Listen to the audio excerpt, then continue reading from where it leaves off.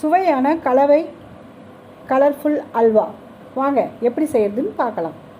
ஒரு கப்பில் பொட்டுக்கடலை, அதே கப்பில் வேர்க்கடலை, அதே கப்பில் வறுத்த வெள்ளை அவல், ஒரு 5 முந்திரி, 4 ஏலக்காய் மிக்சியில் போயிட்டு அரைச்சி எடுத்துகிட்டு வந்துடுவோம். அடுப்பில் தண்ணி வச்சு அதே கப்பில் 2 கப் வெல்லம் போட்டு கொதிக்க விட்டு வடிகட்டி வச்சுக்கலாம். அப்புறம் அடுப்பத்தை வச்சு ஒரு பேனில் 4 கப்பு தண்ணி ஊற்றிட்டு அதில் அரைச்சி வச்ச பவுடரை போட்டுட்டு கிண்டிக்கிட்டே இருக்க சொல்லி அது சீக்கிரம் கெட்டியாயிடும். அதுக்கப்புறம் நெய் கொஞ்சம் விட்டுக்கலாம். அது கலரிட்டு கொதிக்க வச்ச வெல்லத்தை அதில் ஊற்றிட்டு நமக்கு என்ன கலர் தேவையோ அதையும் போட்டுட்டு மறுபடியும் கொஞ்சம் நெய் கொஞ்சம் எள்ளு தூவிட்டு கலரி இறக்கிடுவோம்.